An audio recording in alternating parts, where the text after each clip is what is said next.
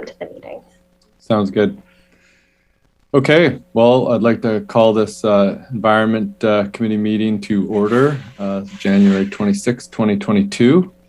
First, I'd like to begin acknowledging that we're meeting electronically on the territories of the Nanaimo First Nation. And the first order of business is the adoption of the agenda. Chair, just before we go into adoption of the agenda, I'll just let you all know about the late items. Excellent. So we have two late items. The first one is agenda item 5B, Reimagine Nanaimo Draft Green Policies Review. We're adding a report and replacing the PowerPoint. And then we're removing agenda item 7C, BC Government Roadmap to 2030 Overview. Great. Thank you for that. So if we could get a mover for the adoption of the agenda as amended, Director Bonner and Jerome, all in favor? Aye. And adopted. We'll just go with Dawn. First names here. The committee. Next item is the adoption of the minutes held on December 1st. Moved. With that by Dawn, seconded by Jerome. All in favor. Minutes adopted. And our first order of business is staff changes and introductions to be introduced by Lisa. Hi, good evening, everyone. It's a great pleasure that I'm getting to introduce you today. Ting Pan, who's our new manager of sustainability. You met in a previous meeting Dave Stewart, who's our manager of environmental planning. And between myself and Ting, I'm the director of community development. We will be shepherding and stewarding and supporting the work of the Environment Committee. But first, I want to tell you a little bit about Ting. And Ting and myself and Dave, by the way, did not color coordinate today. It looks like we did, but we didn't. But Ting comes with us over 15 years of experience working either within municipalities, for municipalities. She's worked for the Regional District of Nanaimo in the role of sustainability. She's worked with the District of Saanich on a number of award-winning climate change and energy management projects. And most recently, she comes to us from the Climate Action Secretariat. So she brings with her not only a range of municipal experience and connections, but also a lot of provincial and federal connections. So we are just thrilled to have her join us, and you'll be hearing more from her as the our evening progresses. So with that, welcome, Ting. Thank you. Thank you for the introduction, Lisa. I'm super excited to be supporting this committee. Welcome, Ting. We're super excited to have you here. Thank you. You came right into the firestorm too, which is great. Lots of work right now. Very true. Great. So that takes us now to, well, I guess maybe we'll do just a quick round of introductions to you. And so, yeah, just really quickly, you can just say your name, the committee, and yeah, and a welcome. Go for it. Jerome, and maybe where you're representing, or I guess we're all community members, but. Sure. My name is Jerome Lessman. I work at VIU in the Earth Science Department, and I've been in Nanaimo for 7 or 8 years now, something like that. So quickly, that's my story. Nice to meet you, Jerome. Thanks. Go for it, Elise. Hi, Ting. I remember you presenting at VIU maybe 5 years ago, and I think it was on green building. So it's nice to see your face again. My name is Elise Boulanger. I've lived here on this Nanaimo territory for the past 15 years, and I am a musician, and I also work in food security and with Indigenous communities. That's awesome. It's great to reconnect with you, Elise. Lisa. Hi, Ting. Welcome. My name is Lisa Frey. I work for the school district. I'm a principal in an elementary school, and I've lived here in Nanaimo for 47 years. And you look very familiar, I'm thinking, but maybe we've crossed paths somewhere along the way, but welcome. Thanks. Oh, thank you, Lisa. I think, yeah, we probably have crossed paths before, and I certainly know you by reputation. Nice to meet you. Lindsay. Hi, Ting. You and I know each other. Ting helped me with doing some research with the hospitals in Nanaimo and in Victoria. And yeah, great resources and a great person. And when you moved to Saanich, I was sad, and now I'm glad you're back. So we can do more research together. Thank you for the welcome, Lizzie. I'm so glad to see you on this committee. Yay. All right. We'll move into the agenda now. I don't believe there's any other committee members here, and met all the staff. So yeah. Item B, Reimagine in Nanaimo, a draft green policy review.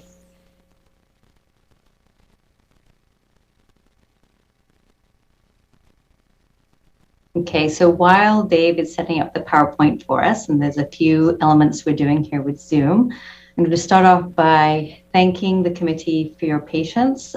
We did, as you saw, add some late addendum items, including changing this PowerPoint with more details and then providing you with the first public draft green policies.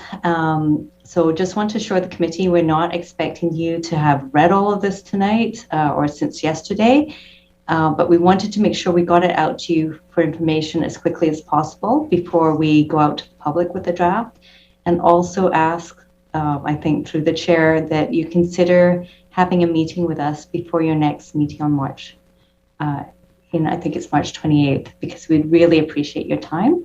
So just bear with us. This is a first cut that you're seeing, and it's not the last cut by far, because we're still going into phase 3 of Reimagine.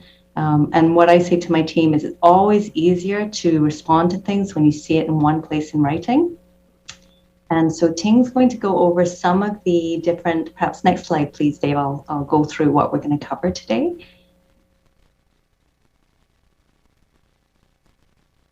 I think Dave's having a few glitches there. So I'm not going to go over all of the slides you've got in your package, but you do have the background to Reimagine. You've heard a couple presentations from us. You know that one of the goals is the green goal. We've also said to you that the whole document is, if you want, a green document. The whole document has elements of social and community well-being. So although we're giving you one section of it today, we're also going to give you an overview of the other sections that contain green elements. So the topics that you have before you are the greenhouse gas emission reductions, and that's what Ting is going to actually focus us on today. Climate adaptation hazard management as well. And then in the document that we've given you with the staff report, you've got the urban tree canopy, healthy watersheds, contaminated and brownfield sites, and green and affordable servicing, solid waste management, and another one we've added, which is also some policies around protection of dark skies and balancing that with safety.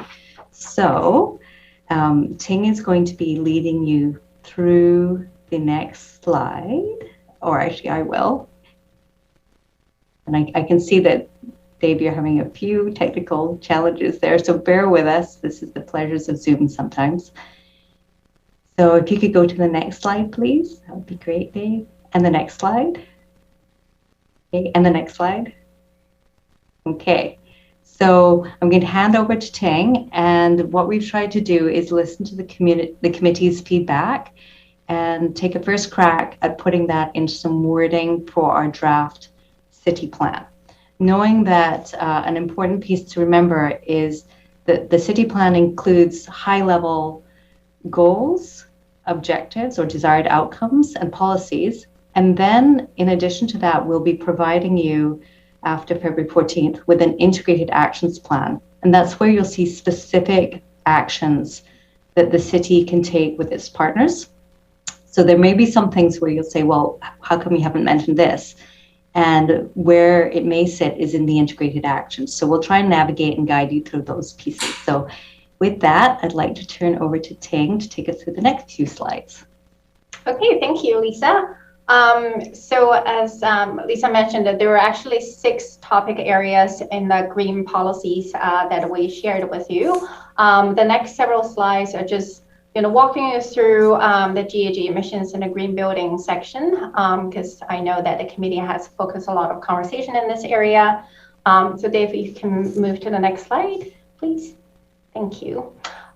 So when I first came to this position, I spent a bit of time reviewing our previous engagement summaries. And so here is a kind of a recap of what we heard through that engagement process. The majority of participants really felt that the Green Nanaimo goal is important for Nanaimo's future. It is the highest of any goals. There is a strong support for measuring GHG emissions regularly, and the suggestion for breakdown, so understanding where those emissions are coming from, so how we can actually act on them. There's also a very strong support and discussion on select land use that support, the overall kind of compact, walkable, complete neighborhoods, and those are, fundamental to managing our community's GHG emissions. So next slide, please. And then here, I think is a bit of just brief recap of Nanaimo's emission sources, and we can see that our overall emissions have increased, and most of the emissions are coming from buildings and transportation. It is really due to the burning of fossil fuels to heat our buildings and to drive our cars. So next slide, please. Thank you. So the current OCP policy stated the emission reduction goals and targets. And so at the time when that was created in 2008, we have a target, a 2020 target and 2050 targets. And you can see that those are out of date.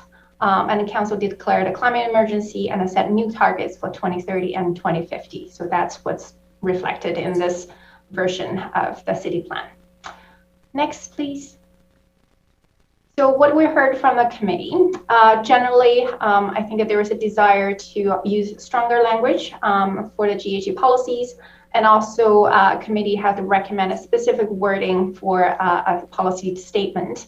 And so in this draft, we have tried to incorporate that into our policy statement.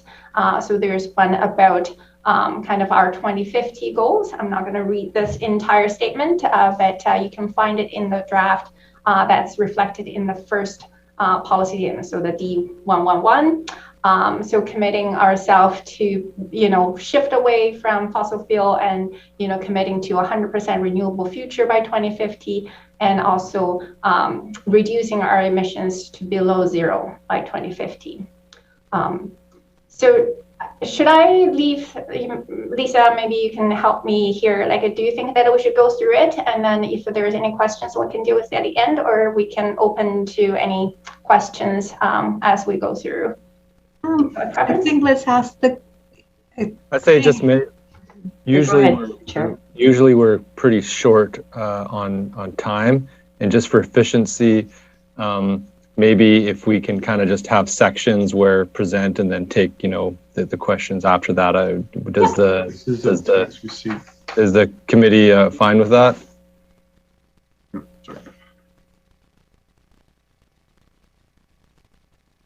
Okay. I'm not seeing any vigorous shaking of heads, so perfect. Okay. All right, next slide, please.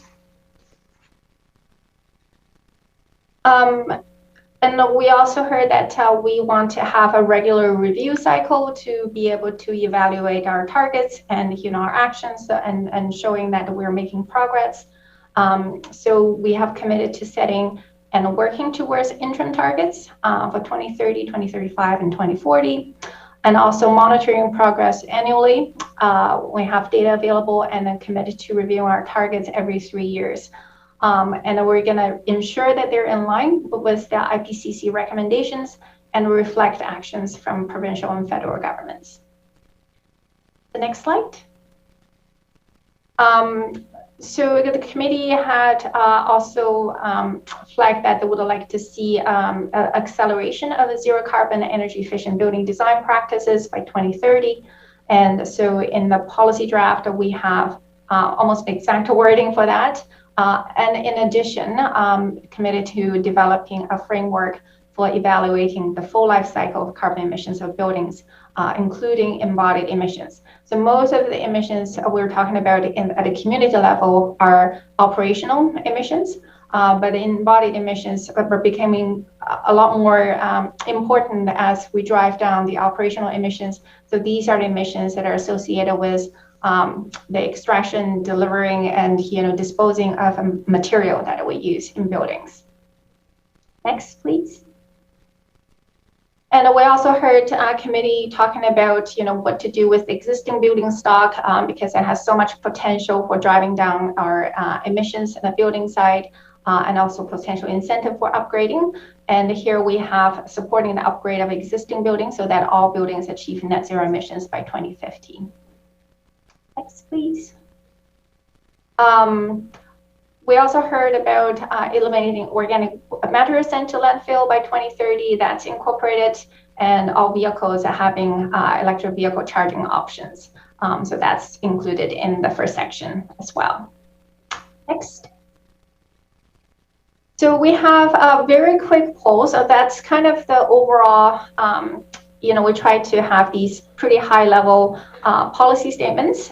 So we just want to get a sense of, overall, do you feel like, the language and the policies in the draft actually reflected the level of commitment council and a committee have towards environment sustainability? So just pick one of the three, whether you feel like, yeah, it's good, it's on track, it hits the mark, or maybe that's too ambitious. I don't know if, council or the committee or community are ready to really commit to that, or you feel like that's not ambitious enough.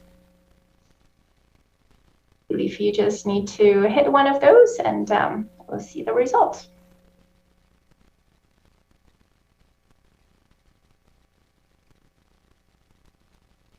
And Dave, are you able to see if we have got everybody? Yeah, I'm just counting. So far we have 6 out of 6 answered. So I will end and share the poll. Excellent. Thank you. Thank you, everyone, for participating. You should be able to see the results there. Okay, great. So, excellent. So we have 4 out of 6 feeling that this is hitting the mark, and I think 2 feeling like that might not be enough. Okay, great. So maybe this is a good time, then we can talk about, we have 2 follow-up questions to dive into this. So I guess, Dave, are you able to remove the poll from there? Thank you. Okay, that's really good to know. So I guess maybe this is where we can have a bit of a discussion. So first we want to know what aspects of the current plan that you feel really have great value and should not be changed. And then there's the flip side of the question is really, like, obviously 2 out of our 6 members feel like, maybe not going far enough. And so what aspects of the current policies you feel like need to have further refinement, or, you're looking for, but not seeing that in the plan. So I think I will open the floor and have a bit of discussion. You can, if you can refer to actual specific policy number, that's great. Or you can talk more generally. So just for clarity, it's policies D111, D112, D113 that we're commenting on? No, we're actually talking about the entire green policy. So we only just went through the GHG part, but there are 8 topics areas in the Green Nanaimo kind of chapter. Okay. Yeah, so that could be anything in the policy. And right. Through the chair, if I could just assure the committee that you may or may not have had time to reflect on this, and that's okay, because our hope is to actually have a more in-depth conversation with you. This Yeah. is by no means a final draft. And so if you're not ready, that's okay. We were just really trying to get you something ahead of getting it to council on the 14th. So thank you. All right, we'll take comments. Jerome. Thanks. So I guess I have general comments first before we get to the specifics of each policy item, because some of them are fine and some of them I had questions about. But I think if I had to sort of, my overall impression of reading the document is that there are so many different policy items throughout this document that at some point it becomes almost counterproductive. It's hard to keep track, let's put it that way.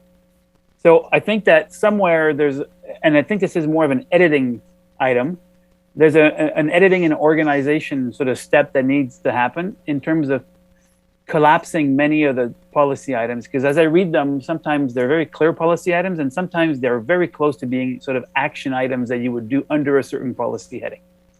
And so that untangling, I think, needs to happen. And in the process of doing that, you are going to automatically kind of, organize it and simplify the structure. Does that make sense? So that's one of my first sort of impressions about, looking through the documents. The other one, I guess sort of on the same topic, is I'm a little confused by some of the big items that you list up front, the 8 items. Some I totally understand their role and the fact that they're listed. So I'm talking here about the D1s through 1.1 to 1.8. Right at the top, the big headings. I'm confused, for example, with the green and affordable water, sewage, and stormwater service. I understand what that's about. I don't really understand the green angle to that delivery of a service, municipal service to people. So I realize there are sort of spillovers into the green plan, but I don't know if it warrants having its own sort of section as part of the green strategy. I'm also kind of thinking the same way about this 1.8 on the balanced lighting. And in fact, when I look at those 8 items, I could absolutely understand a much larger heading that would basically say 1.3, 1.4, 1.8, all speak to basically an urban ecosystem and a healthy urban ecosystem. And so those, you could collapse them effectively, because I guess it's a hierarchy issue for me, is that to me, greenhouse gas emissions have tentacles that spill over so far across the plan that balanced lighting and preservation of dark skies cannot occupy the same sort of importance in the plan. Does that make sense? Yeah. Yes. Oh, yeah. Through the chair, thank you very much for that feedback. That's actually super helpful.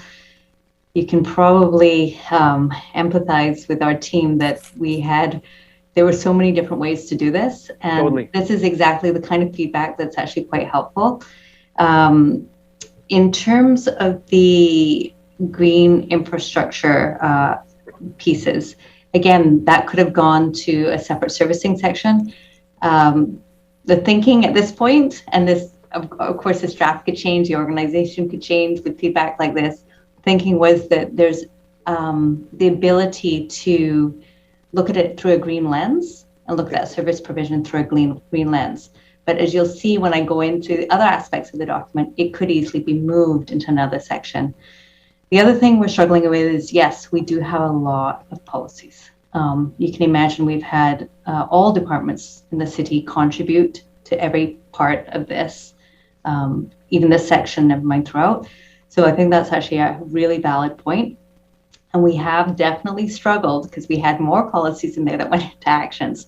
One of the things I wanted to explain to the committee that what we're hoping to do when we've got a finalized document with everybody's input is to organize it electronically so that you would be able to click on the goal and you wouldn't have like a barrage of text, and then you could click on the objectives and then link to the related policy and then the actions. But it would be stacked in such a way like you've got everything in one. So that's what we're hoping to do.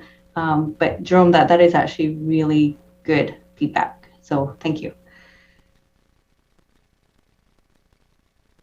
Don.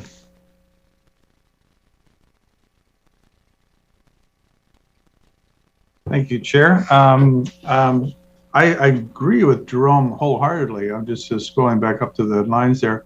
again, it's one of these things is I'm looking at green and affordable water, sewer, and stormwater services. Well, we already have affordable water.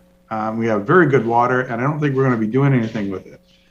And we've just spent 80+ million on a sewer system that the RDN put in for us. And we're not going to be doing anything with that in the near future either. And stormwater services falls to me under healthy watersheds. So this is one of these things like, just because you put a green in front of the other words doesn't make it green. So, I mean, to me, I question why those are in there at all, in that I know we need to maintain them, but are we going to make a big difference on them in the next 10 years? Because, I can tell you right now, our water plant's staying where it is, and so is our sewer plant. The only thing we're going to be adding to the sewer plant is another treatment well, or we're going to go to tertiary treatment, which would be great, but that's not for a long time either.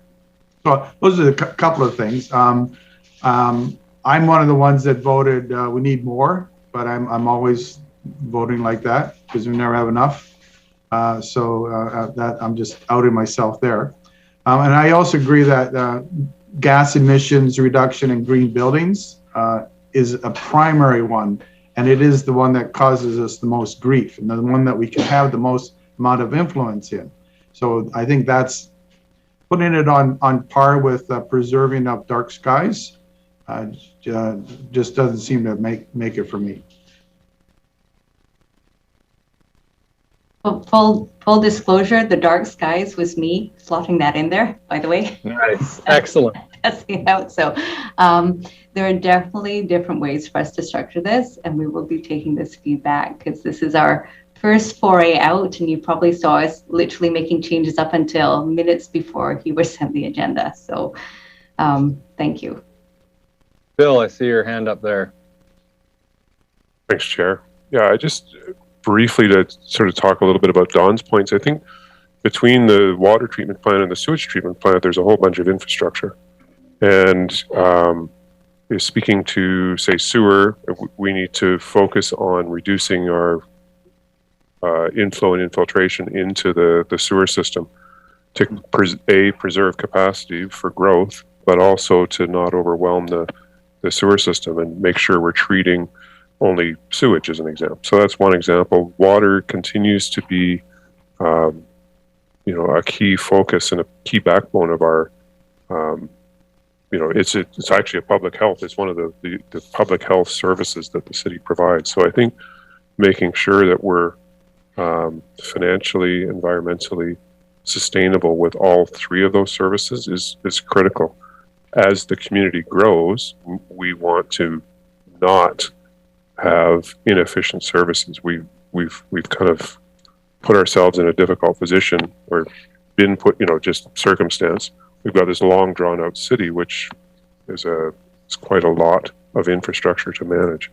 So all of that kind of feeds into it. And on the stormwater side, we're sort of talking around, I think you might have seen it at had a little bit of discussion on Monday's Governance and Priorities Committee around what does a stormwater utility look like, because that'll provide some sort of funding independent of property taxes to deal with everything from natural asset regeneration to retreating from sea level rise and making sure that, so to me, everything resides or rides on our infrastructure. I know there's more things, and while we definitely have to focus a lot of investment towards GHG reductions and making sure our buildings are zero carbon, we also have to be very, very wary of managing our infrastructure to be resilient and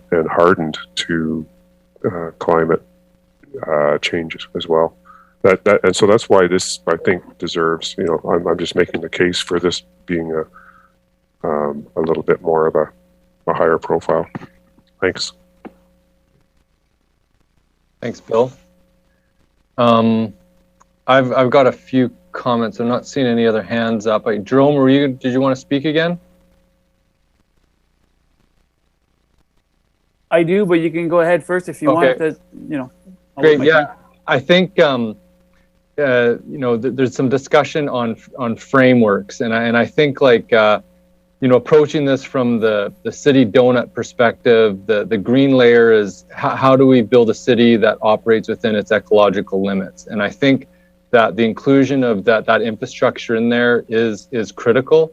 I think sort of maybe some of the phrasing of the policies and affordability might not fall sort of within that understanding of like how do we make this infrastructure sustainable, but it is intimately related as well, the affordability. And I think sort of when we look at building a city that's really stretched out and the amount of resources that goes into that infrastructure, it's not sustainable, and it causes us to be outside of our limits that we can sustain. And so I do think that there's a strong case to keep that in there. Obviously needs an edit, but in terms of this as a communicating, coordinating document, I think one of the key intentions that we're trying to strive for is that we do want across departments to be looking at things with this sustainability filter, and to facilitate that dialogue between departments so that everybody is coordinated around the same vision. And so the structuring of this document, one, needs to be able to hold that intention and serve that purpose to allow that cross-pollination and cross-consideration of all these different elements whenever we go do a project or development or program. And so that's just something to reflect on. One type of that staff spent some time on as a organizing structure was the sustainability framework that was developed before we kind of went down the donut rabbit hole. And the donut has a nice framing at this scale, but that sustainability framework may be modified, might be a way to set categories that can kind of collapse some of the items in those 9 bullet points more into maybe 4 categories or 5 categories to be expanded further down. And, you know, this is something that it's just all lumping and splitting, but with the intention of how do you make a succinct coordinating communication tool for the purposes, one, to the public and also across our departments. And I think, you know, with staff taking that into account in the edits, will facilitate, you know, what it ends up being. But in my read of it, I do like the breadth of what was covered. I think that we're covering most of the important items. You know, even the light pollution and dark skies, I think that's a critical thing. It has impacts on insects and on sense of well-being. And you know, with the new BC Hydro upgrades, I think that there's been, you know, added interest into this. And so it's important, and just finding the appropriate way to categorize it where it makes most sense will have to be sorted out.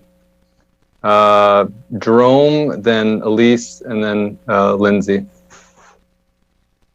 So just 2 quick points. I didn't focus on that to minimize the importance of infrastructure at all. The point, as Ben said, it's a categorization issue, and the way the bill has just described it for us, he's outlined the challenge or the reality that the infrastructure tied to water is a public health issue, but also it needs to be treated through the climate adaptation and resiliency lens. The infrastructure needs to be adapted and resilient. And so very quickly, you're going to run into the problem of which categories it fall into. But that's, we could go on and on about that. Other general comments from the draft that we saw is that the language is quite variable. And in the sections other than greenhouse gas section, which has already gone through a bit of an editing process and tightening up of the language is really loose and unclear. And it's, I think, part of the issue as to why there are so many different policy items. So I think tightening of that into more direct wording that lead to pretty clear or concrete actions to address this will, you know, simplify the text a lot. But I can just give you an example. In the transportation, the one that comes right after, D117 and D118, you know, prioritize walking, cycling, and transit over transportation modes, over other transportation modes. That is that it's both sort of indicating of something, but it's so unfocused or unclear that everybody's going to interpret this in different ways. So there's sort of to me, there's a sort of public reception to that kind of message, but at the same time, there's also a clarification needed in terms of what does it mean, and like what is the intent for the city? Does that mean that they want to, in terms of the actions, that new developments are going to have sidewalks, or does it mean that we're going to build a walking and cycling infrastructure commensurate with the expansion of road infrastructure? I mean, there's some specifics there that kind of need to be laid out so that those statements have some weight. Same with 118 that comes after, ensure that all residents have access to zero emission vehicle charging facilities. I don't really understand in practical terms what that looks like. And to me, it needs to a wording like ensure that there's an availability of charging stations that keeps pace with the increase in EVs in the city, for example, right? So a language that speaks to much more clear action and how it's going to happen. Otherwise, they just kind of become, they can be interpreted as sort of these sort of throwaway statements or unclear or so broad that they kind of lose a bit of meaning. Anyways, there's a lot of that through the document, and I understand I understand how this document has sort of been put together, and it in many places it reads like it's been put together from a host of different documents kind of cobbled together, and so there's an integration part that might be a little missing at this stage.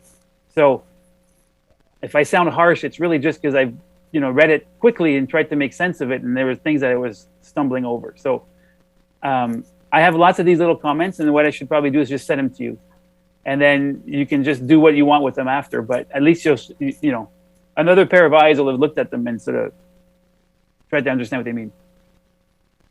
Thanks, Jerome. Elise? I wasn't able to read all of the document, but I would like clarification as to how there's no language around food or farm land or growing spaces. Yeah. Thank you. Is that something, so just clarity on process, will we be going through specific sections, or is this sort of the time for just sort of general commentary about the whole, the main policies? Okay, are you talking about are you talking about the whole of the green section versus the whole city plan? The whole of the green section, correct, yeah. Yeah. Well, are we going to go through specific sections, or is this, I'm just in terms of the feedback? I guess we'd like to gauge where the committee's at. Some have had a chance to read it in more depth than others. And so it would be up to the committee right now, given the time we have, if there's some key sections you'd like to focus on, that might be helpful for us. And I just wanted to quickly respond to Elise that the food security is going under healthy and empowered. So it's going to be in another section. And in fact, I just want to thank Councillor Gesselbach for pointing out that we actually structured this document to fit with the Nanaimo donut. And so I'm wondering if Mr. Stewart could bring up the organizing framework that was in the earlier slide. And I skipped over it because I think we've shown our council it a fair bit, but perhaps not as much our committee. And so what you've got is, there's so many different ways to organize this document, but given council's our guidance on using the Nanaimo donut framework, we were attempting to look at what are all the different components that went with the Nanaimo and even the wider donut framework, and then organizing within it, which fit into empowered, healthy, connected, and a prosperous Nanaimo. And I'll explain, if hopefully we get some time, to show you how throughout the whole document there are elements that speak to green and resilient ecosystems and get us towards GHG. And it's just you don't have the whole document before you, but you've got what we've got in that overarching green framework there. So I'll just pause there because I see more comments. Great, thanks. Is that good, Elise? Yeah, it's just not in this particular section, but it is included. Totally. Yes. Thank you. Lisa or Lindsay. Hi, everybody. I just wanted to, put my environmental psych hat on and point out that, so there's 5 draft goals, and I see psychology and elements of the human dimension in 4 of them, except for the green one. So I'm like Elise, I haven't read it completely either. But so with the 8 topic areas, yeah, I don't see any psychological element in these. When a green city, we could do some educational outreach or some engagement for pro-environmental behavior to encourage pro-environmental attitudes, eco-consciousness, and so on. So I wonder if just in future iterations, there could be a way to add some psychosocial element to this green goal, this green Nanaimo goal, just like it's probably integrated into the healthy one and the connected one and so on. Through the chair, absolutely, Lindsay. I think it would also be interesting if you had some examples, some wording in those sections that myself and Ting could look at. Oh, yeah. I think there are some other pieces in other areas, but you're right. This section could, I think, address those elements there. So. Yeah, we could do like just a, it doesn't have to be long, but yeah, it can help for sure. Yes, and I think it might fit quite well under D1.2 around capacity building and some overall community. Like it does speak to community building and increasing community and public awareness, but there's some elements there that could be enhanced. And then the other piece is what you don't have before you is the actions. And I haven't reviewed the integrated green actions, and I suspect that in the actions, if there isn't, there's an opportunity to have some specific action items related to that. Thank you. Perfect. There are items in there that speak to Lindsay's point in the policies. They just have to be sort of ferreted out. But there are a number of places where there's mention of community groups, and then integration or involvement of communities in. So, for example, I'm trying to find one real quick. Oh, so D 1.5.2, increase community awareness of the economic, environmental, and social benefits of brownfield redevelopment. So there's interlaced in there are some of these aspects that could probably be fleshed out a bit more, but I guess their effect is a bit lost.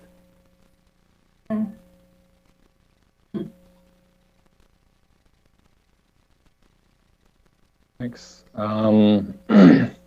Anything else, Lindsay? No, that's good. Okay, great. Don.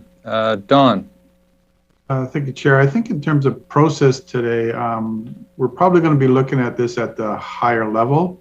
I don't think we're going to have time to go into it. And I believe our next meeting will give us that opportunity. We'll have a time to look through this. I know this is going to council on the 14th. I don't think council is going to do much with it other than say, yes, this is good to go for public engagement. But I don't think they're going to make any changes to it and that sort of thing. So I think we'll have an opportunity at our next meeting to boil down to the more detailed parts of it. And does that sort of gel with other folks? I believe that'll probably be the outcome for sure. I have one question just in terms of there's kind of been policies specifically under each of the 8 categories for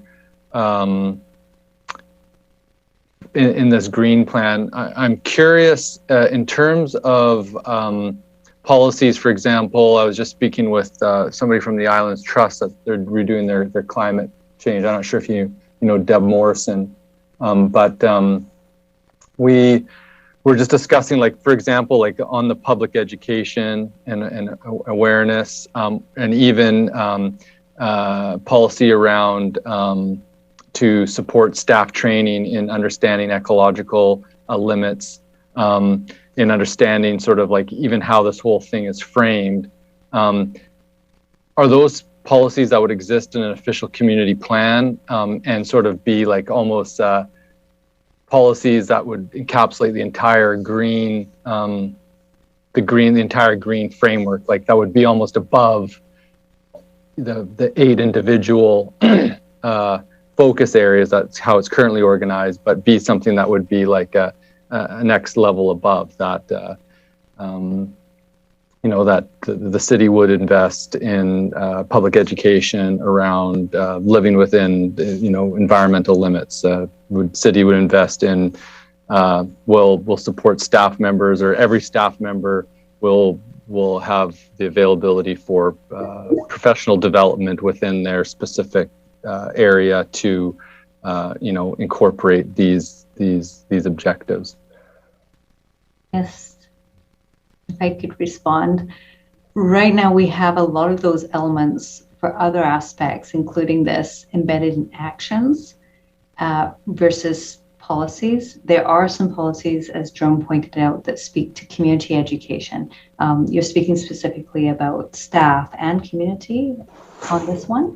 Mm-hmm. Yeah, and right now, those are captured more broadly within each section and being specific to that. And I think if you look at, I think it's 1.1.2, those are some of the policies that when we speak about, I guess, education, and Lindsay was suggesting the behavior change and the importance of that we could either add that in there specifically around community and behavioral change and transformation. So right now, the answer to your question is no, we don't have something overarching over top of this goal. It's currently embedded within the policies, and then the specific actions like invest in training staff sits in an actionable part of the document that you haven't seen yet.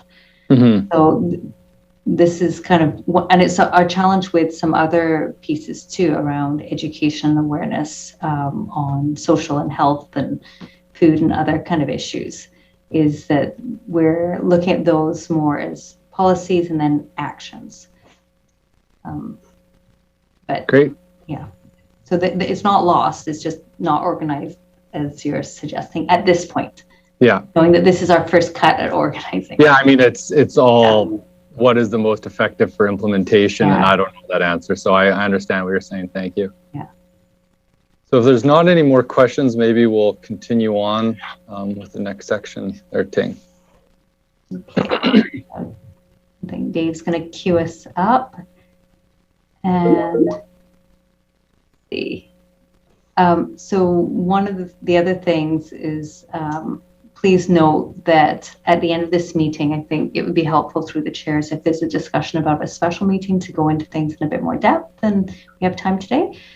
So if we could go to the next slide, please.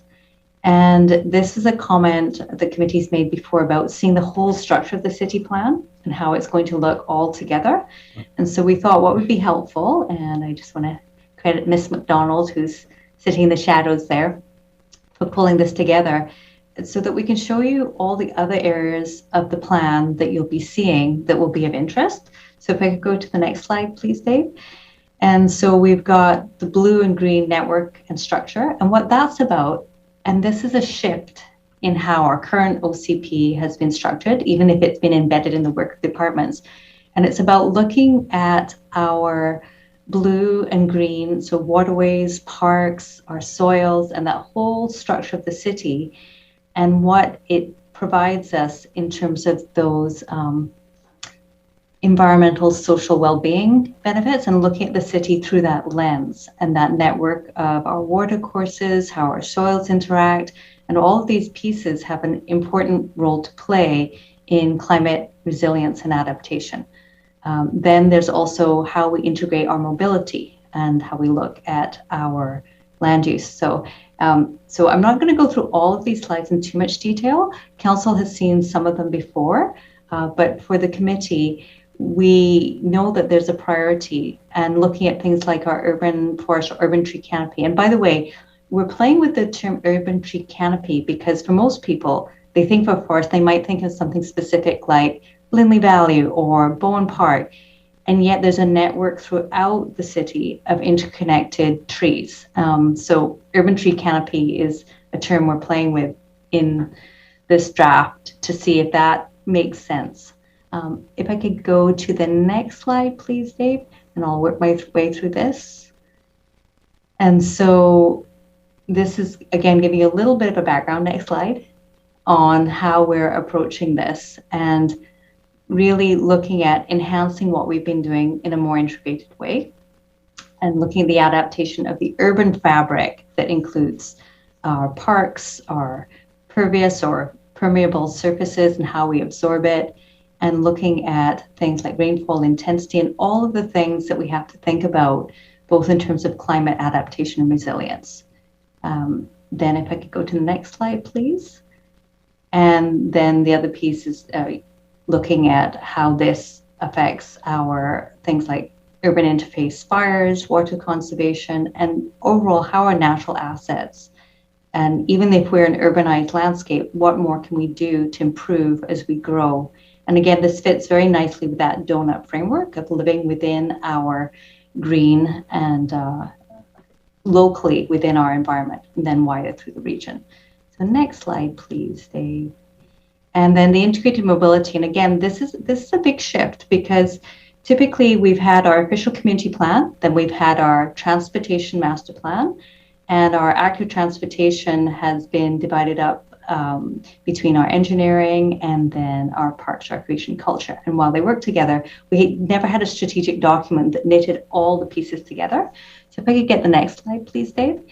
And so what we're doing is taking all the feedback we got about transportation and making our community more walkable and accessible, and really reducing our reliance on vehicles that are powered, vehicles in general, but particularly those powered by gasoline. And so if we go to the next slide, please. So a big part of this is integrating our land use planning and really thinking about how people can move around to the things they need in our communities.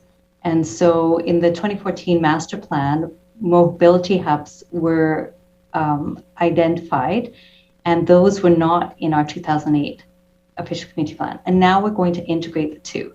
So really thinking about our relationship with transit provision, accessible walking, and then all our networks that connect our road network, our trail network, so that we're providing really good sustainable options for people to move within their neighborhoods, between their neighborhoods, within our urban centers, between our urban centers. And if I could go to the next slide, please. And so again, our previous approach didn't always accommodate for all modes of transportation, but under this council, we have seen things like Metro Drive and the complete streets. We've seen the bike lane on Front Street. So again, knitting this together so it's embedded in our higher policy document. So that's a really big and important shift in the way that this document is being structured. Next slide, please. Again, I've mentioned the integration of transit. Here's an example of this with other modes of transportation. Next slide, please. And this is, again, that recreation integration. Next slide, please. I'm moving fast here because I want to give you a chance for discussion. And another really big piece of our city plan is it forms our, not only is it our sustainability framework, it is our integrated land use plan. And all municipalities are required to have a land use plan that shows how we're going to accommodate future growth and development. And this takes a step beyond that by looking at how we plan for growth in a sustainable manner. If I could get the next slide, please, Dave. And it builds on what we were trying to do in the 2008 OCP and accelerating it. And you will have seen, those of you who participated in workshops, that the current path reflects our current official community plan. 2 was the option that lined up with our mobility hubs, with our transportation, our transit centers and transportation hubs. And then a 3rd option was to focus that. And where we landed, next slide, please, is based on all the feedback and information and technical research, we've come up with a draft consolidated scenario that looks at recognizing that we have these existing centers, but putting a focus on the downtown as our primary urban center, and then having secondary centers in areas that you're all familiar with: Woodgrove, Nanaimo North Town Center, Country Club, the hostel, the university, and then Southgate, which is the sort of Chase River area. And then having our, giving recognition to our linear connection, keeping with key transportation corridors between those centers. And so if we go to the next slide, please. The idea is to really look at land use and what that does to influence people's choices to give up vehicles, to look at those, what Ting showed you, where a high proportion of our GHGs are from transportation. land use is a major influence on the need for somebody to have to own a car versus having other choices. So this is why we thought it was important to point out to you that there's other elements of this whole document that sit within that framework of land use. And not just land use, but the connection between our transportation networks and then our green infrastructure. I think that should be, next slide, please, Dave. Okay, that's just more examples of what that looked like. Next slide, please.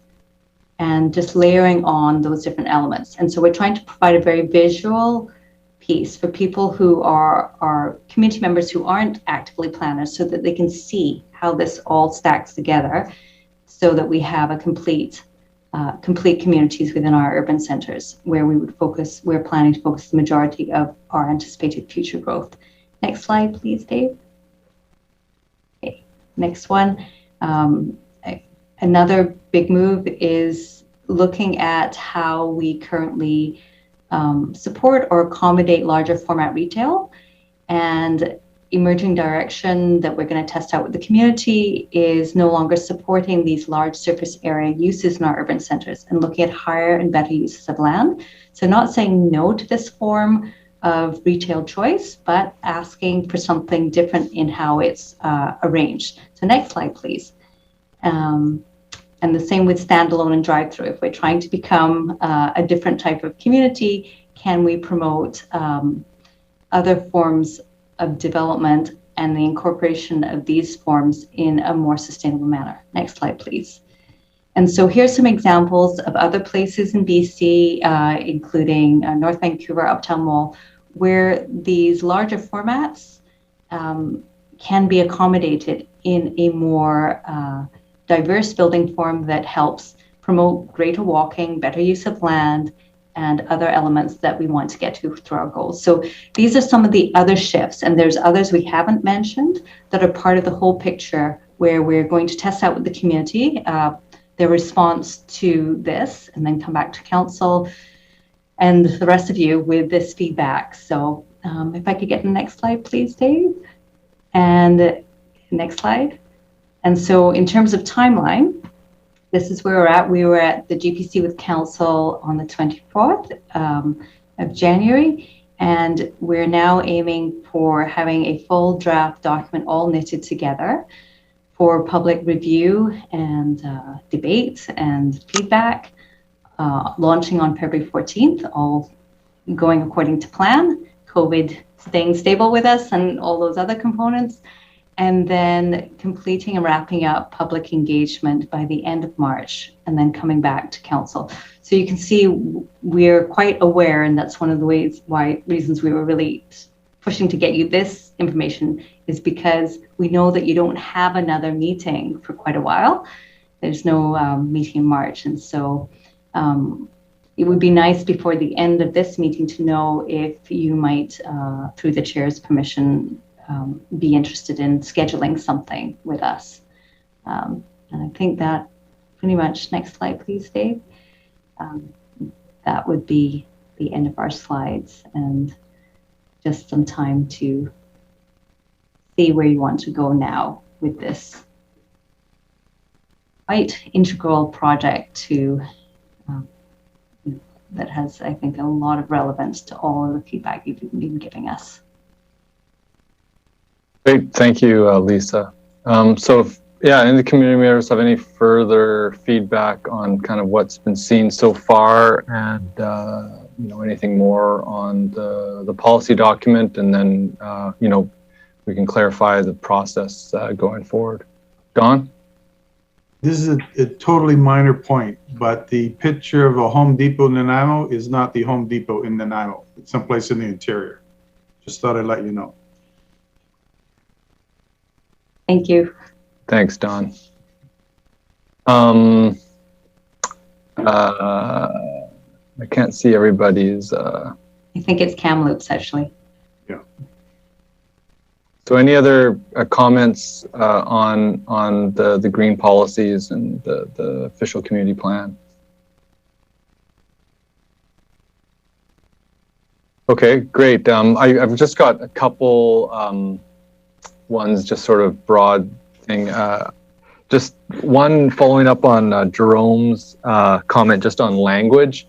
I think when we reviewed the climate goals, we changed it, a few languages here, and I think that it is worth going through the rest of the policy, the green things, and language kind of like consider or discourage. I think that putting attention to seeing how we could make it a more concrete statement, and I think it'll force us then into more specifics on the actions, and just being clear on what we can and can't commit to by tightening it up. Because I think things like consider or discourage, it leaves it such a broad range open. It's tough to narrow down and commit to the things that we may actually be able to focus on. For next steps going forward, one, I think that if committee members do read through the document and have specific comments on specific policies or whatever, Lisa, are you amenable to committee members sending those in, to be seen? Yes, I think I'm pretty sure we would absolutely welcome that. We would really welcome that. Sky, I think that's fine, right? This is absolutely what we want. Yes, that should be fine. Yes. Okay, so Thank you. I would say between now and the next meeting, if you do have specific comments, to email that in to Lisa, and you can CC myself and to Lisa and Ting and CC myself. I guess, yeah, who should we email those to? So what's the best conduit? That would be great. And then I think it would be good so that the chairs do see that. One of the things I did want to reflect and actually reinforce that I think we did spot that the language does shift depending on the author of different policies. And that is definitely something, Jerome, I do acknowledge that needs to be tightened up. So we will endeavor to do that prior to the 14th, knowing that we still have all the other sections to go through. But that is definitely something that we know is, and then the accessibility of language. So testing it out on people who are helpful. Elementary school teachers, by the way, Lisa Frey, have been very helpful in past engagements, making sure our language is accessible to all. So that's something we know we need to work on. Thank you. Great. Just in terms of when, related Ting and Jerome.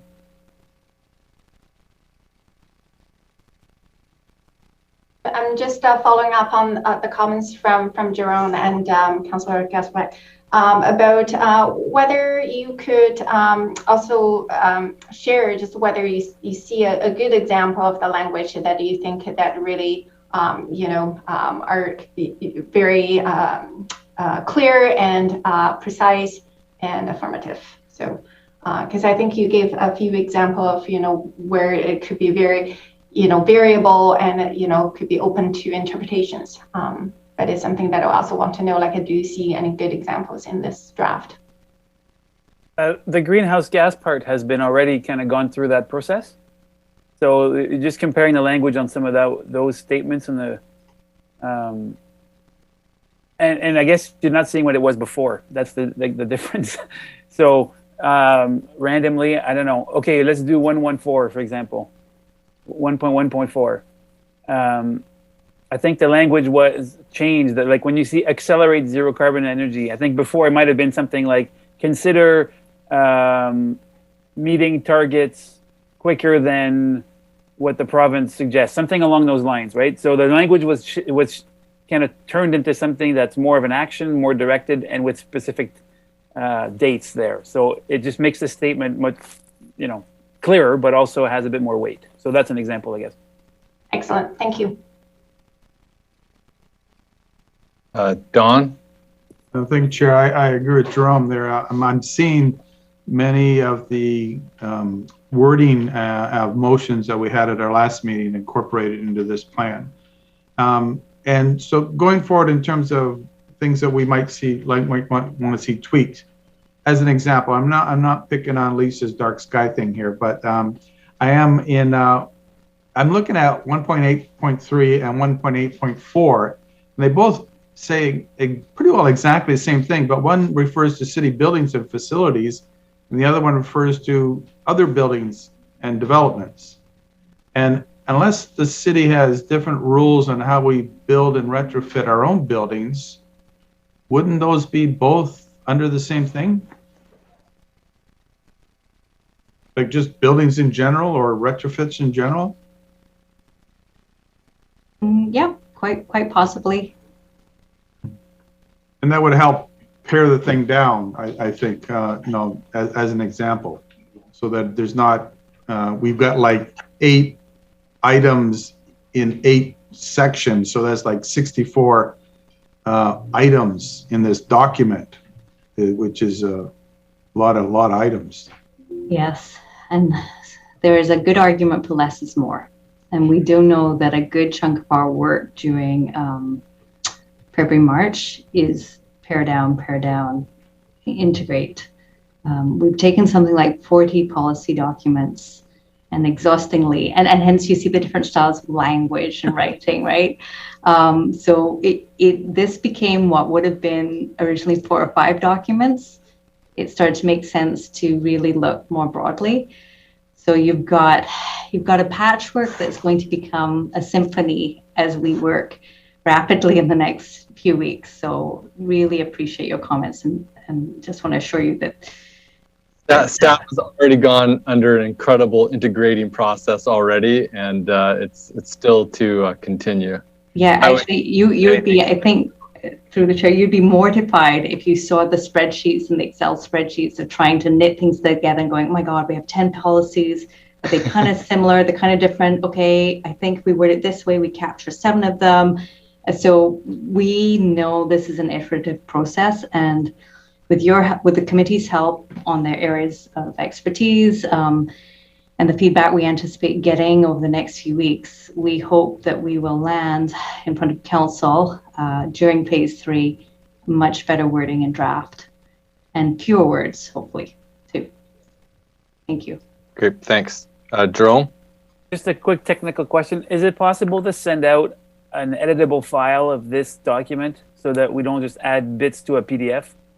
Yes, we can actually send a Word, and if you're comfortable using track changes, that's actually quite very, very helpful to us. That was the idea, yeah. So that it'll make everybody's life easier to get stuff across. Thank you. Okay.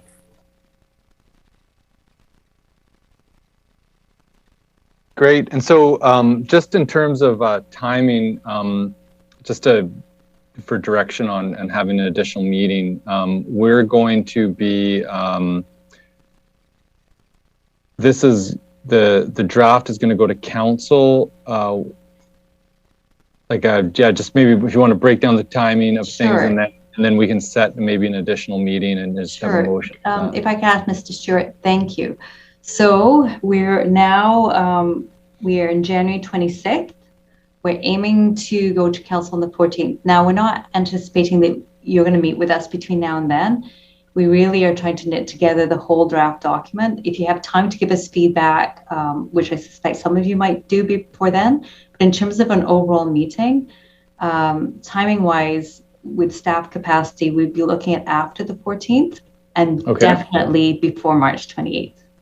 Well, before that, in fact. So March 28th, the public engagement. Yeah, we would actually, what we would hope for is between February 14th and March 14th, in that kind of window. Yeah. So with this, is this draft? It'll go out to the public. As did on the 14th, this council kind of look it over. Then it goes out to for phase 3 feedback. During that phase 3 feedback period, that's when we would give more specific feedback. With the caveat that the draft you have before you, you've given us some feedback already, that we will be endeavoring to incorporate that. So it might not be exactly as you see. No.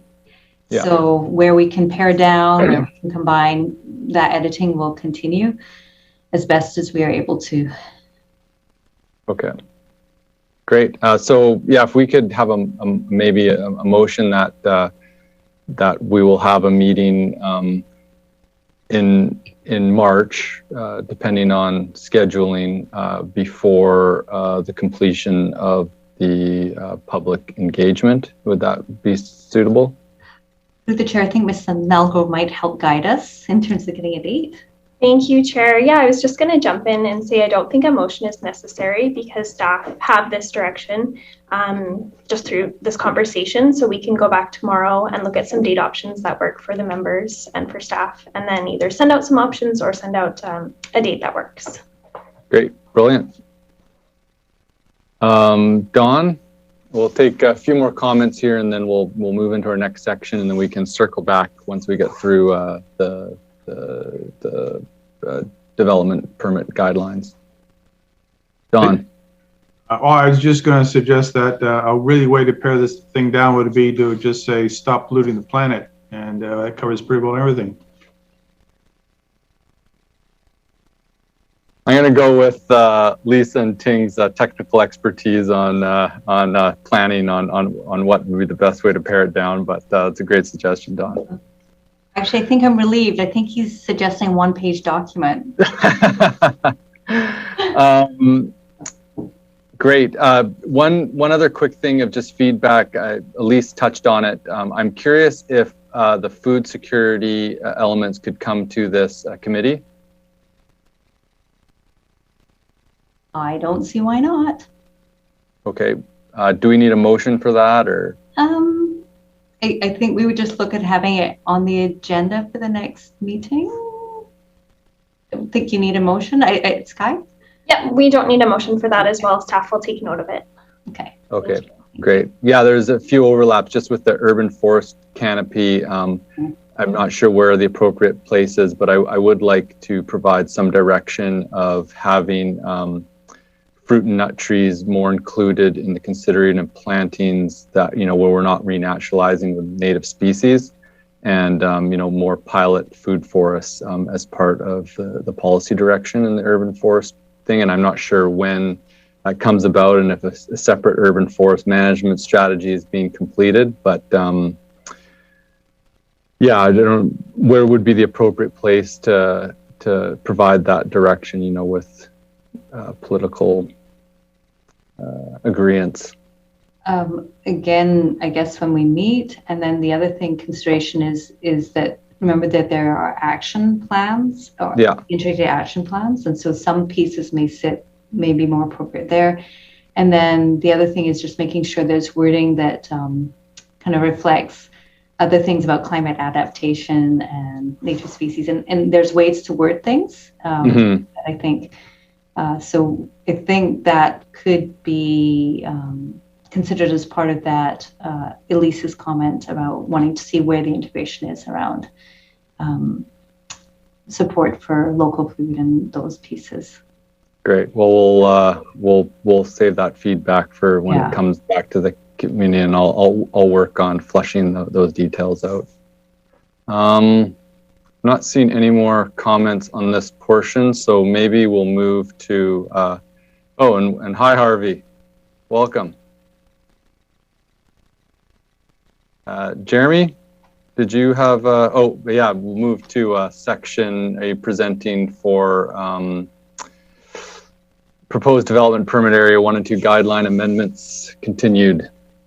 Yeah, thank you, Chair. Hopefully you can hear me all right. Yeah.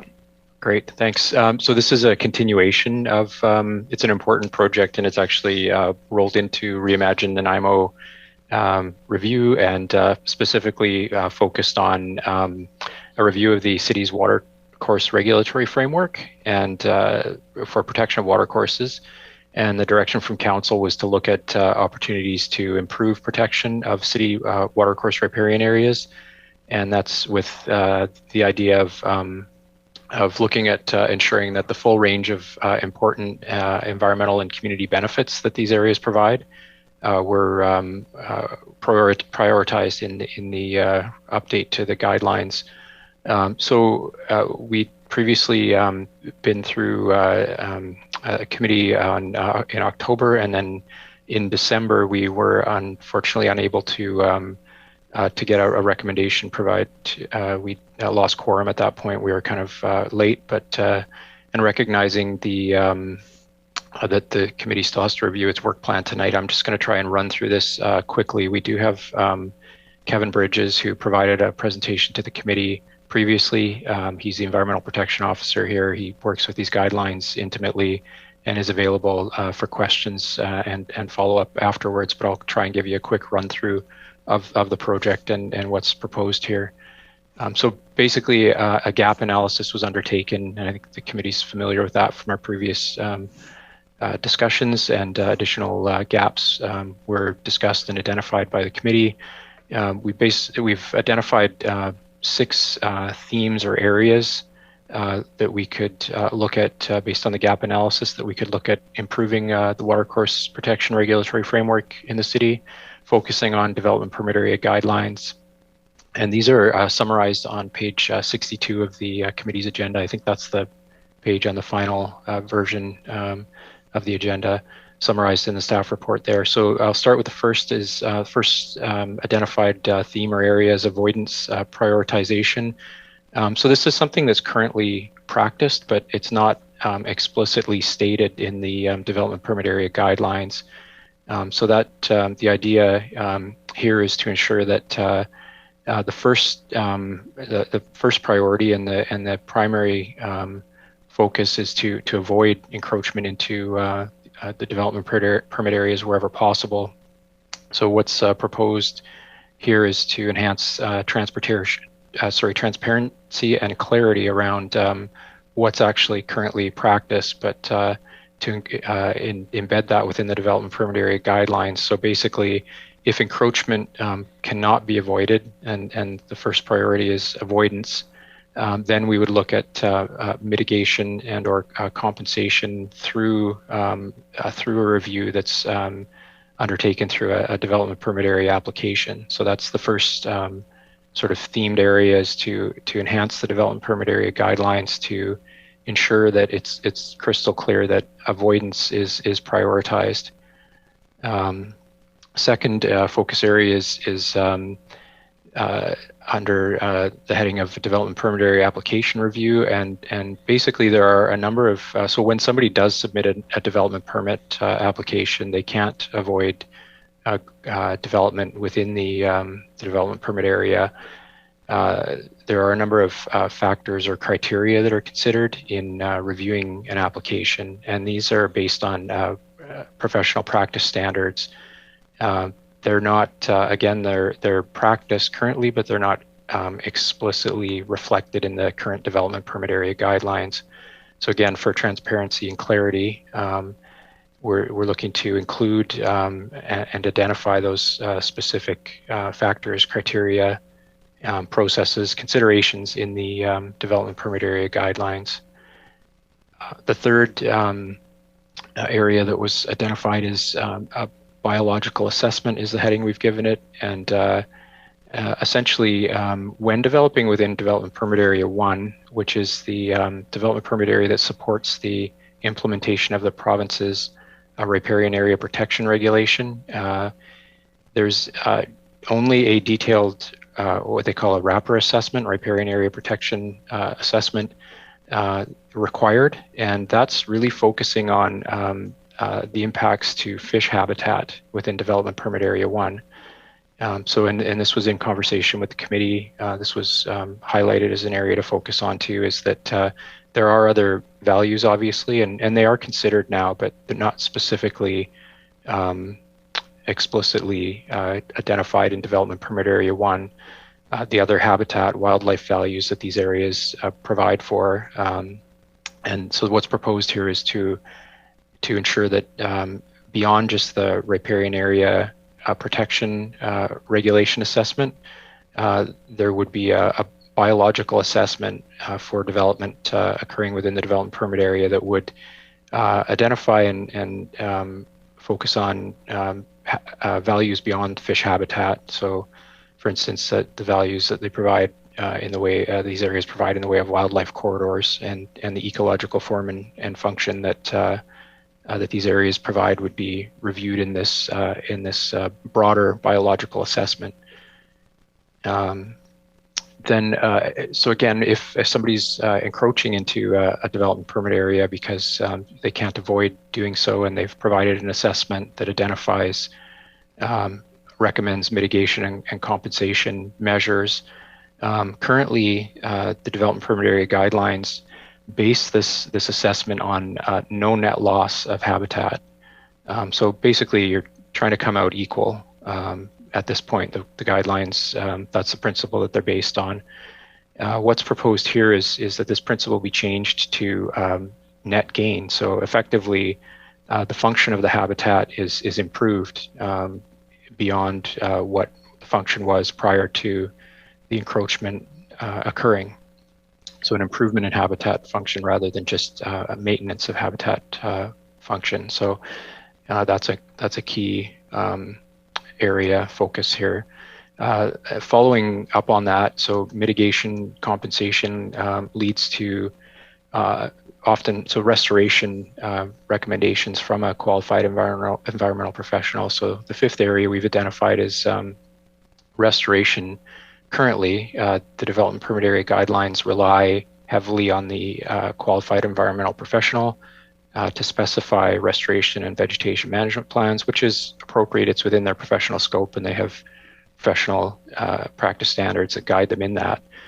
But this can result in variable standards being applied depending on the context and depending on the professional involved. So what we're proposing here is to include detailed riparian restoration, planting, and maintenance standards within the development permit area guidelines. So to give more clarity and consistency in what's expected to occur in the way of restoration, if you can't avoid encroachment, and mitigation options are recommended, or mitigation measures are recommended. So then following through on that, and hopefully this is logical, that's the way we tried to present it. So so the restoration's been complete, say in that case, and now we're into the sixth area we've identified, which is monitoring and reporting. So currently, when somebody has undertaken restoration works to mitigate the impact of encroachment into the development permit area, there's no explicit post-construction monitoring and reporting requirement within the development permit area guidelines. And so we're looking at updating the development permit area guidelines to ensure that with the QEP, with the qualified environmental professionals recommendations, they also include a post-construction monitoring and reporting program that would ensure that the recommendations are implemented and that they achieve the over time they achieve the net gain principles that they're intended to achieve. And this also aligns with the legislative riparian assessment professional practice guidelines in British Columbia. So it should be expected by the professionals, and they have guidelines to follow to ensure that they've considered monitoring and reporting. But we're going to make sure that the proposal here is to ensure that it's explicitly stated in the guidelines that that's expected. So that's just a quick high-level overview. And again, this was based on a council direction to consider enhancements to the city's watercourse regulatory framework in order to improve protection and to provide for the full range of environmental and community benefits that these areas provide. We've sort of highlighted a 6 themed areas based on the gap analysis. From here, we're actually currently working on development permit area guidelines that would come forward to the committee. Right now, we're looking for a recommendation to proceed in this direction, a recommendation to council.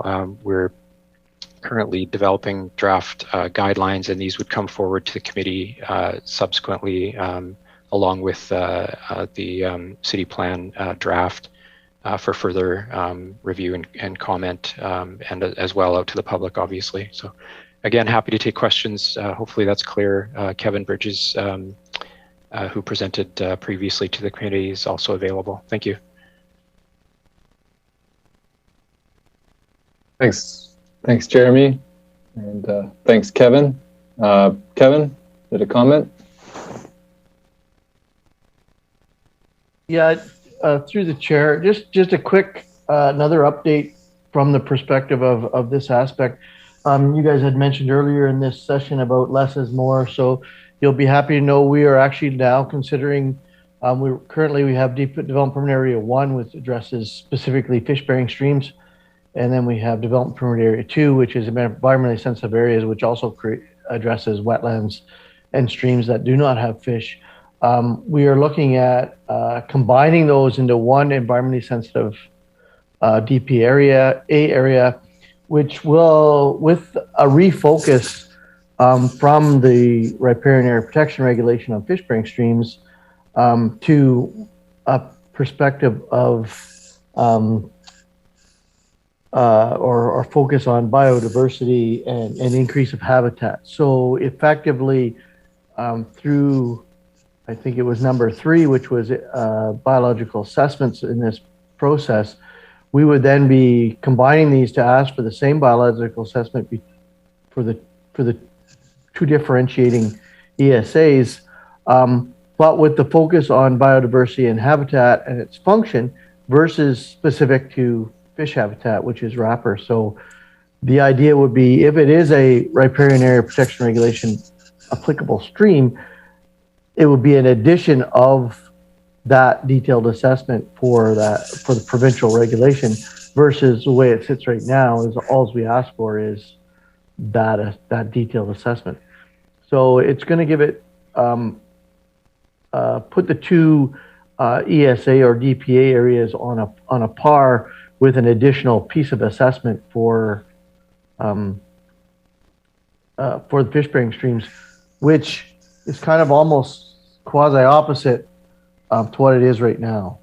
And to me, it makes more sense to be focused on the biodiversity and the form and function of the habitat versus specific to whether it has fish or not. So it's a mechanism to actually get more information from that qualified environmental professional of the areas that we're speaking of. Hope that makes sense. Yes, thank you. Any questions? Don. Just a little one under number 6, monitoring reporting. What happens if the monitoring finds that things aren't working out as promised? Through the chair, what happens there is when we do these restoration areas and they need to be monitored, when we do the restoration areas, we actually take securities or bonding to ensure that they are first of all completed, and then secondly that they are maintained for a period of up to 3 years. So we hold that bonding, the city holds that bonding, so that if, for example, they're not completed, the city could go in and actually complete it.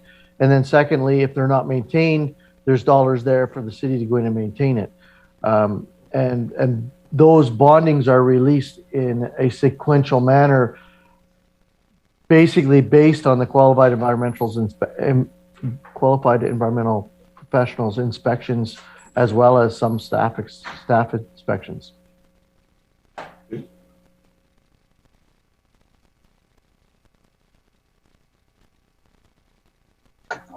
Just a question, just in terms of the assessments for wildlife habitat and biodiversity, will there be any standardized tools to apply similar to the riparian, the fish assessment, to just provide a bit of standardization? Because it really is open. Like, I mean, I've only seen a few development applications on this, but the wildlife thing was looking for deer tracks in a certain part of a year, when I don't know exactly when the deer were around, but that was the extent. I mean, there was a few other things, but it's really more variable depending on who's doing it. I think the intent would be that we already have some what we call biophysical reporting structures and pieces that need to be met. That being said, those could definitely be updated, and I would expect that we would be talking with our environmental professional community, proposing further template, I guess, for biophysical assessments that will address both the form and function of habitat as well as increases in biodiversity. And working through that professional group, we could probably come up with a fairly straightforward assessment type that's consistent throughout. Great. Thank you. Any more questions? Well, a big thank you, Kevin and Jeremy, and who all worked on this. I think within the frameworks, this is as far as you can push it, and I appreciate that, barring just a straight policy that anything within the, that's undevelopable within a setback, the city will buy. And maybe one day we'll have to go down that route, but I really appreciate the effort on this, and I'm curious if we could get a motion for the committee to endorse, recommend that the council support proposed enhancements to the city regulatory framework for watercourse protection. Moved by Dawn, seconded by Elise. All in favor? Okay. Motion opposed? Seeing none opposed, motion carried. Thank you. And this brings us, so I believe we removed the roadmap. We're Environment Committee work plan. Okay, so first of all, through the chair, just wanted to add a note for Elise that I found buried in the document exactly where the health food security policies are, and we put it under Healthy Nanaimo. So again, one of those questions, where do we organize things? And because of the focus on people, we put it on healthy. So not for, just to assure you, it's there. And now we'd like to introduce Ting Pan, who's going to take us through the work plan, giving a bit of an overview of how your work plan was last year, where you got to, and a proposed work plan for 2022. So we're really pleased to get this in front of you and see where you land with it, because it will help direct the rest of the year. So Ting, over to you. And I think maybe I'll ask Sky, could you share the report, please, that shows the, thank you. Because we didn't do a PowerPoint, we did it as a staff report. It'll just take me a minute here to get it up. Okay, thank you. While we do that, I just want to also thank Jeremy and Kevin. The work that we're doing with development permit areas is a really critical part that they've been aligning along with the Reimagine work. And so that's actually really key, because what we're looking at is putting the development permit areas into our zoning bylaw with guidelines and city plan to give it more strength. Anyway, I don't have to ad-lib anymore. Over to Ting. Thank you, Lisa. Through the chairs, be happy to walk you through the 2020 work plan. And thank you, Sky, for putting that onto the screen. That looks great. Just a quick overview of the 2021 work plan. I think that you're probably, you remember a lot of the things that that occurred in the last year. But here is we included a summary of the actions taken and each kind of task that was embedded in the work plan. And I don't think I'm going to read through all of them, but Sky, would you be able to move to the next page? I just want to mention that, from the 2021 work plan, there are a number of items that are being carried to carry forward to the 2022 work plan. So that includes the Reimagine Nanaimo, step code acceleration, home energy retrofit program, and the comprehensive soils bylaw. So next page, thank you. So for the 2022 work plan, we will continue to have Reimagine until the conclusion of the city plan. The sustainability, like you can see that there is a number of departments that are involved in the second item, the Community Watershed Restoration Grant Program. And we're looking forward to working with the community to review evaluation criteria for council endorsement. And the sustainability section is going to bring this community mobilization on sustainability to the committee. This is one area that I think I'm really quite passionate about, and it's really about identifying ideas and initiatives that could really mobilize our community, schools, business, universities, community organizations, to really, get the community to be part of this movement and take effective sustainability actions to help achieve our city's priority goals. The next one, we're also going to bring climate leadership projects. So I will share. We'll probably share with you some of the opportunities, and also, looking to get some feedback onto initiatives or pilots, activities that we could lead and participate in order to show our climate leadership. The next page, please. And development, engineering, and environmental protection will bring comprehensive soils bylaw and management and protection of trees bylaw, review and update. Facility asset planning currently is planning to update their corporate green building and energy management policies. So we'll share those with you when they're ready. Also we will have opportunity to also incorporate and add any items either referred to by council or staff for review and input. So that kind of summarized the key items in the work plan. So we are seeking a recommendation from this committee to recommend council endorse the 2022 Environment Committee work plan. And so I think it will be open to questions, or if there's any additional items that you see you would like to add. So we're ready for that. Great. So if we could, any questions or discussion before any motions are entertained? Don? Thank you, Chair, and through you to everybody, I guess. I've recently been approached, just like last year, by the, they call themselves the Butter Tubs Management Committee. And apparently these fine folks are managing the dikes through Water Tubs Marsh. And Water Tubs Marsh is a fairly important natural infrastructure for our city in terms of flood mitigation. And it's being basically managed by a whole bunch of people who are older than I am. And they came to me and said that that's something they can't keep doing they probably might get another 5 years out of them, but that'd be about it. And they want to have the city start managing the dikes. They're more than happy to maintain the walkways that are on the dikes, but they're responsible for the dike system themselves. So I thought it might be when we talk about Community Watershed Restoration Grant Program that possibly we could bring it up during then. They're looking for the city to take this over.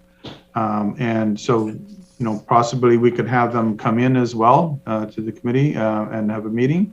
And just idea, and the only reason I brought it up is we have to bring it up soon, because if we were to go down that road, it would have to be part of our budget deliberations for next year. Thank you. I believe I've encouraged other folks to talk. Bill and then Kevin.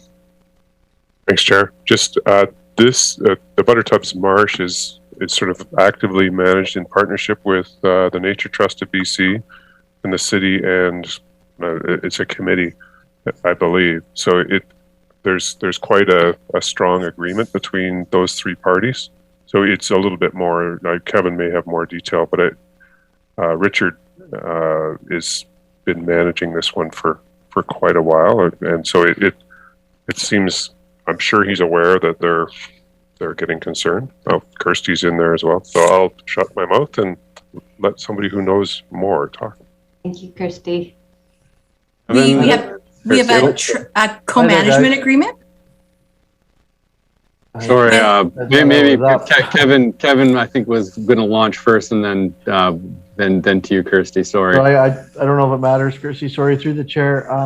There is a co-management agreement and a Buttertubs Marsh management plan through the city, Ducks Unlimited, and Nanaimo, the Land Trust. One of the comments I can make is since Rob Lawrence has left, that committee has dropped a little bit. And between myself and Charlotte Davis with Parks, have been attempting to resurrect that committee and group to meet and have discussions further about following on with that Buttertubs management group, which this group is a part of. I've also had conversations with the Land Trust suggesting that maybe it'd be more appropriate for them to chair this group as meetings and management of that program, as they're the actual landowners and therefore have the power. So that being said, everybody's involved. That's just a quick summary of how the approach works. And we have not had a meeting this fall, which we just through workload and through a bunch of other things didn't happen, but expect to have one here in the near future. Great, thanks, Kevin. Kirsty?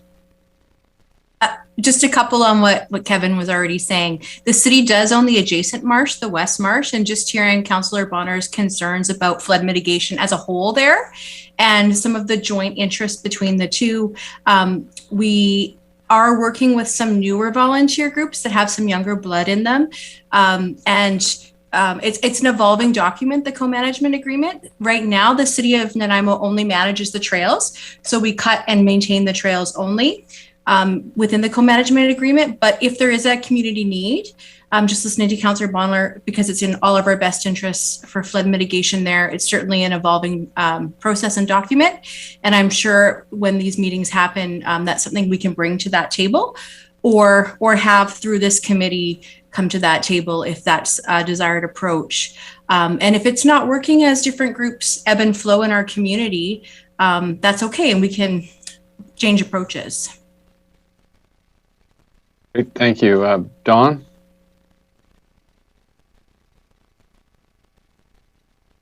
Is there another Dawn, or you? Oh yeah, Dawn. Yeah, did you have a further comment on that? No. I'll let them know that some meetings are going to be happening, and I'll pass the information on to staff that they were working on. To me, they were concerned about they actually go around with buckets of gravel and start like fixing the dike and stuff like that. And to me, that seemed a pretty important job that we shouldn't be necessarily leaving to volunteers.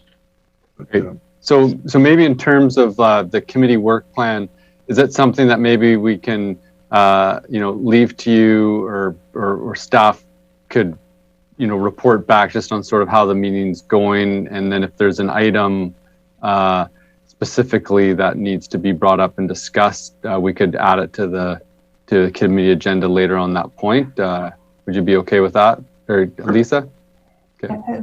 Through the chair, actually, that was what I was going to suggest, that staff follow up on Councillor Bonner's information, and then if there's a need to bring it back as an agenda item. I don't believe it needs to be added to the work plan at this point, but you could do it after an agenda item comes back to you. Great. Thank you. Thank you. Any specific items that people would like to add to the work plan? I have a couple items, but I just see if any committee members or anything jumped up for them or questions. Nope. Okay. One item I don't believe I see it on here is like I know there's council direction on community circular economy strategy, and there's been some work with circular cities on developing, but I would like that, like an update on that strategy. I'm not sure. I don't think there was a timeline put on when that was to be developed, but if it is something that is being worked on and gets to a point where it is ready for feedback, that be brought to the committee for feedback and presentation and discussion. Absolutely. I think that was one related also to zero waste that we didn't quite get onto the work plan agenda. So I think Ting had both of those flagged. So I think what we can do, and I'll ask Sky, who is our trusty keeper of keeping us in good ways, can they amend the motion with the addition of those two? Would that work? Yes, that would be my recommendation, to amend the motion to include the two items there that you've spoken about. And before a motion, maybe just one other item. Sorry, Dave, you had a comment there. I just wanted to clarify, I believe the circular economy item relates to zero waste, so I'm just wondering if they could be a single item. Yes, that's the idea, Dave. Yeah. The other item is, I think on the work plan, I think before this committee, before the next council, and maybe we want to do it sooner, but just to do a review of the committee structure and the terms of reference, and to chart a path on just sort of how we see this committee, being as effective as possible, and look at possible review and adjustment. Yes, Sky. I would like to just jump in and say that Sheila Gurry, the Director of Corporate Services, has a governance update planned for a future GPC meeting. So if the conversation needs to be with all of council, that would be the appropriate place to have it. Great. Yeah, I think it would be something that would be worthwhile to just get feedback from committee members, and possibly that can feed into the GPC on governance. And so maybe we can time the two like in that fashion. Mm-hmm. So I think it'd be worthwhile to have a specific conversation at this committee. Elise, did you have a comment that you want to make on that? Okay. So I'd move that the committee work plan be amended with the addition of update and review of the zero waste circular economy strategy, and a review of the committee structure. Was that, seconded by Don, did I capture everything that was discussed there for additions? I believe so. Great. All in favor? Opposed? Motion carried. Chair, could we just confirm how Lindsay would like to vote? She's muted at the moment. Oh, I said aye. Oh, perfect. Thank you. Yep. Great. Excellent. That brings us through most of the items. We've got 10 minutes left, and not that we want to use up all the time, but I know that Ting, her background as well, working with the province, has got quite an inside track on sort of, what the province's roadmap to, I think, carbon neutral or zero emissions by 2030 was. I can't remember the title of it, but I was just wondering if you want to speak to that quickly, and maybe just sort of front load potentially sending out that document to the committee for review, and just so that we have that in the back of our minds and we're looking at policies. Is that okay? I think that's the only thing else. We've covered everything else. Yeah. Yep. All right, great. Go ahead, Lisa.